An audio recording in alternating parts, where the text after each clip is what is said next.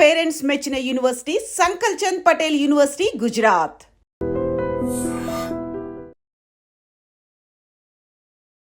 నమస్కారం, welcome to I dream. ధర్మ మార్గం విత్ విజిత కార్యక్రమానికి స్వాగతం.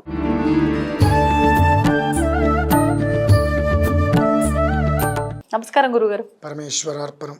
గురుగారు, అవసరాల రీత్యా చాలా మంది అప్పులు చేస్తూ ఉంటారు. కొంతమంది అప్పులు చేసినంత సులువుగా తీర్చేస్తూ ఉంటారు. కొంతమంది మాత్రం ఎంతకాలమైన అప్పులు తీరవాలనున్నా వాళ్ళకు వచ్చే ఇన్కమ్ని బట్టి తీర్చలేకపోతూ ఉంటారు. కొంతమంది నిజంగా వాళ్ళకి అంత డబ్బు సమకూరినా తీర్చాలన్న కోరిక, ఆశ వాళ్ళలో ఉండవు. తీసుకునేటప్పుడు ఉన్నంత ధ్యాస ఇచ్చేటప్పుడు ఉండదు. అంటే ఒక అప్పు విషయంలోనే రకరకాల పరిస్థితుల మెంటాలిటీ ఉన్న మనుషుల్ని చూస్తూ ఉంటాం. అసలు ఏం చెప్తారు వీళ్ళ మూడు మనస్తత్వాల గురించి ఇప్పుడు నేను అడిగాను. ఏం చెప్తారు మీరు దాని గురించి? మొట్టమొదటి మనం తెలుసుకోవాల్సింది, మనకు ఉన్నంతలో మనం తృప్తిగా ఉండాలి, జీవితం సాగించాలి అనేటువంటిది ప్రధానంగా పెట్టుకుంటే అప్పు చేయాలి అనేటువంటి తత్వం ఉండదు. నిజంగా ఇప్పుడు చాలామంది రైతులను మనం చూస్తుంటాం. అవునండి. వాళ్ళు నిజంగా నాకు అనిపిస్తూ ఉంటుంది, నలుగురి కోసం అంటే 10 మంది అన్నం తినాలన్న ఒక ఉద్దేశ్యంతో వాళ్ళ కుటుంబాన్ని ప్రమాదంలో పడేసుకొని కౌలు చేసుకుంటూ అప్పు చేసి మరి పండించాలంటే అప్పు చేయాలి. అప్పు చేసి కౌలు చేసుకొని ఎంత చేసిన తర్వాత కర్మ ప్రారంధం విధి అనుకూలించకపోవటం చేత వర్షం వచ్చో ఇంకోటో అది మొత్తం కూడా పాడైపోయిన రోజు నాడు వాళ్ళు నరకం అనుభవిస్తారు. ఆత్మహత్యలు కూడా అదే అంటున్నారు, నరకం అనుభవిస్తారు. అలాగే కొంతమంది ఇంకొక ప్రయత్నం చేస్తారు, అది కూడా ఇలానే విఫలమైతే కుటుంబంతో సహా ఆత్మహత్య చేసుకుంటారు. ఆ ఆత్మహత్య ఎప్పుడైతే కుటుంబంతో సహా చేసుకున్నారో ఆ దోషం మన లాంటి వాళ్ళందరికీ అది మనమేం పాపాలు చేయట్లేదు అంటాం కదా, ఆ పాపం మనందరికీ ఆపాదిస్తుంది. మనందరి కోసం కష్టపడ్డటువంటి రైతు అతను 4,000-5,000 నోట్లోకి వెళ్ళట్లేదుగా. కానీ ప్రత్యక్షంగా మనకు సంబంధమే లేదు కదా గురువుగారు. తప్పమ్మా.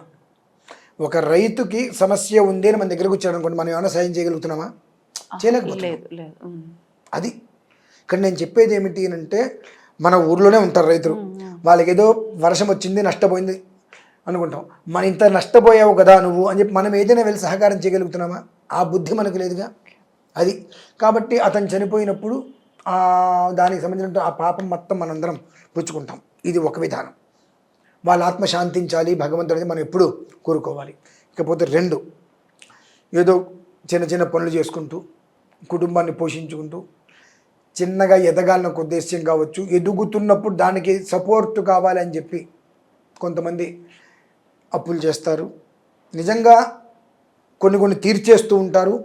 అయినప్పటికీ కర్మ ప్రారంధవశాత్తు కాస్త వాళ్ళు దెబ్బలు తింటూ ఉంటారు. భగవంతుడు నీకు ఎప్పుడైతే తీర్చేయాలనేటువంటి జిజ్ఞాసతో ఉంటావో నీకు ఏదో ఒక రకమైన మార్గాన్ని ఇస్తూనే ఉంటాడు. ఇకపోతే 3వ రకం అండి, మంది సొమ్ము మంగళహారతి. మంది సొమ్ము మంగళహారతి తిరిగి ఇచ్చే ఉద్దేశ్యం ఉండదు. చెప్పే మాటలు ఏంటంటే, ఈరోజు నువ్వు నాకు పెట్టుబడి పెట్టు, వారంలో నీకు ఇచ్చేస్తా. సంవత్సరాలు గడుస్తుంది, రూపాయి ఇవ్వరు. కనీసం మనుషులు కనిపించరండి. ఇవి మోసపూరిత లక్షణాలు అంటారు. వీళ్ళు మళ్ళీ నీతులు మాట్లాడుతూ ఉంటారు. నీకు అప్పిచ్చినటువంటి మనిషికి డబ్బు ఎక్కువ ఇవ్వాల, నీ మీద నమ్మకంతో నువ్వు తిరిగి ఇస్తా ఉన్నావు అని చెప్పి నీ మీద నమ్మకంతో నీకు డబ్బు ఇస్తే, నువ్వు డబ్బు ఇవ్వలేదనుకో జీవితంలో నువ్వు ఏం కోల్పోయావు నీకు తెలియదు. ఇవ్వాల ఆ కోల్పోయిన రోజు వస్తుంది చూసావా, నా జీవితమే కోల్పోతావు. కర్మ అనేటువంటిది ఒకటి ఉంటుందండి. అది నువ్వు ఎప్పుడైతే కనుక డబ్బు తీసుకొని డబ్బులు ఇవ్వకుండా నీకు డబ్బు ఇంకెక్కడి నుంచైనా వస్తే ఆ డబ్బుతో నువ్వు నీ ఇంటికి కావాల్సిన విషయాలని కొనుక్కుంటూ ఏర్పాటు చేసుకుంటూ ఈ మనిషికి ముందు చేయి చూపించిన రోజు నాడు దానికి తగ్గ ప్రతిఫలము ఒకనొక సమయం వస్తుందండి. అనుభవిస్తారు, అంతకంత అనుభవిస్తారు. వీళ్ళ బ్రతుకులు ఏమిటంటే బ్రతుకే అప్పులు చేయటం, వీళ్ళ జీవితమే అప్పులు చేసి బ్రతకటం. ఎవరు కనిపిస్తే వాళ్ళు, ఎంత ఇస్తే అంత, ఏ మాట మాట్లాడి తప్పు ఇస్తారో తెలుస్తుంది, ఎలా మాట్లాడి అప్పు తీసుకోవాలో వాళ్ళకి అది ఆ నైజం, అది చాలా వాళ్ళకి వెన్నతోటి పెట్టినటువంటి విద్యలాగా వచ్చేస్తుంది. తిరిగి ఇవ్వరండి. అటువంటి వాళ్ళు అనుభవించేటువంటి కర్మ. ఇప్పుడు మొదటి వారికి ఫస్ట్ ఉన్నటువంటి రైతులకి మన నుంచి ఎలాంటి సహకారం లేకపోవడం వలన వాళ్ళు ఆత్మహత్య చేసుకున్నారు. వాళ్ళు పండిస్తేనే మనం తింటున్నాం, కానీ మన నుంచి సహకారం లేక ఆత్మహత్య చేసుకున్న ఆ పాపం మనకి. రెండో రకం, ఈ రెండో రకం వాళ్ళకి భగవంతుడు అవకాశం ఇస్తాడు, వాళ్ళకి చిన్న చిన్న పరిహారాలు చేసుకుంటే బయటపడతారు. మూడో రకం వీళ్ళకి ఏంటంటే ఈ చేసేటువంటి దానికి అంటే ఎట్లా, మొదటి వాళ్ళేమో నలుగురికి అన్నం పెట్టడం కోసం వాళ్ళు వాళ్ళ కుటుంబాన్ని కష్టాల్లోకి నెట్టేశారు. వీళ్ళు సుఖంగా లగ్జరీగా బ్రతకాలి అనేటువంటి దానికోసం నలుగురు జీవితాలని కష్టాల్లోకి నెట్టేశారు. మరి ఈ నలుగురు జీవితాలు కష్టాల్లో నెట్టేసినప్పుడు వీళ్ళ ఒక ఏడుపు ఉసురు ఉంటుంది కదండి, అది వాళ్ళని వదులుతుందా? నువ్వు ఎన్ని దేవుడి పూజలు చేయి, ఎన్ని ఉపవాసాలు ఉండు, బయటపడలేవు. రోజు రోజుకి ఊబిలోకి కూరుకుపోవటమే తప్ప నువ్వు బయటికి వచ్చి నిలబడటం అనేటువంటిది అసంభవం. నువ్వు ఏ దేవుడికైనా అర్చన చేసుకో, ఎలాంటి అర్చనైనా చేసుకో, భగవంతుడు కూడా అసలు నీ వంక కూర్చోండి. ఎందువలన? నీ బుద్ధి ఏంటో భగవంతుడికి తెలుసుగా. నీ తత్వం నిజమైందైతే ఇవాళ నీ దగ్గర రూపాయి ఉన్నప్పుడు, అరే వాళ్ళ దగ్గర నేను డబ్బు తీసుకున్నా, నా దగ్గర రూపాయి ఉంది, కనీసం ఒక పావలా ఇచ్చేద్దాం, ఒక పావలా ఇస్తే రేపు మళ్ళీ మనకు ఉపయోగిస్తారు, మనకు అవసరమైతే ఇస్తారని ఆలోచన లేకుండా నీ దగ్గర రూపాయి ఉన్నప్పుడు రూపాయి నువ్వు ఖర్చు పెట్టేసావు. నేను గుర్తురాలా నీకు, నీ దగ్గర రూపాయి ఉన్నప్పుడు ఇవ్వాలని చెప్పి, నీ దగ్గర రూపాయి లేనప్పుడు మాత్రం మళ్ళీ నా దగ్గరే కూర్చుంటున్నావు కదా. ఈ బుద్ధి భగవంతుడికి తెలుసు కదండి. కాబట్టి నువ్వు ఎన్ని పూజలు చేయి, ఎన్ని పునస్కారాలు చేయి, వీళ్ళల్లో ఎవరో ఒక మనిషి పరిపూర్ణంగా నిన్ను క్షమించగలగాలి. క్షమిస్తారని నమ్మకం ఉందా మీకు? అంత ఆ ఇంట్లో నీకు ఎవరైతే అప్పిచ్చారో వాళ్ళ ఇంట్లో ఎన్ని సమస్యలు, ఎన్ని కష్టాలు వచ్చి నిన్ను ఎన్నిసార్లు అడుగుంటారు? వాళ్ళు ఉంటే ఎంత పోతే ఎంత నీరుదులు పట్టించుకోలేదుగా. వాళ్ళకి సమస్య వచ్చి వాళ్ళు బయట అప్పు చేసుకునే పరిస్థితి నీ వల్లే వచ్చిందిగా. అంటే నీకు అప్పు ఇప్పించి ఇప్పుడు వాళ్ళు నీ అప్పు తీరుస్తున్నారంటే ఇంతకన్నా దరిద్రం మీకు ఉంటుందా? ఇటువంటి దాంట్లోంచి నీ జన్మాంతం నువ్వు కష్టపడిన బయటపడతావా? ఈ ఉసురు తగలకుండా ఉంటుందండి. కాబట్టి ఇందులో మొదటి వాళ్ళకేమో మన వల్ల మరణం ఉంది కాబట్టి మనకు ఎంత సంపాదించినా టయానికి మనం భోజనం చేయలేకపోతూ ఉంటాం. దాని ప్రభావం అండి. మనం సంపాదిస్తాం, నిండుగా సంపాదిస్తాం, కానీ ఉదయం 8-8:30 టిఫిన్ చేయలేం, మధ్యాహ్నం 12:30 ఆ ప్రాంతాల్లో భోజనం చేయలేం, రాత్రి 8:30-9 గంటలకి తినలేం. అట్లయితే ఈ కోటాలో చాలా మంది ఉన్నారు. అదే అంటున్నా. మరి అదే ఆ శాప ప్రభావం మన మీద మనల్ని ఈ రకంగా బాధ పెడుతూ ఉంటుంది. రెండో వాళ్ళ విభాగం భగవంతుడు వాళ్ళకి ఏదో ఒక రకంగా దారి చూపిస్తే చిన్న చిన్న పరిహారాలు ఉంటాయి. మూడో వాళ్ళ బ్రతుకంతా, వాళ్ళ బ్రతుకే అధ్వాన్నం. ఇలా మోసం చేసేసి మంది కనిపించకుండా తప్పించుకుని తిరిగేటువంటి రకం. అసలు పరిహారాలే లేవు వాళ్ళకి. పరిహారాలు ఉంటుంది. వాళ్ళకి పరిహారం ఏంటంటే ఇలా క్షమించటమే. క్షమించటం అంటే చనిపోయిన వాళ్ళే కదండి, చనిపోతంతో సమానం కదండి.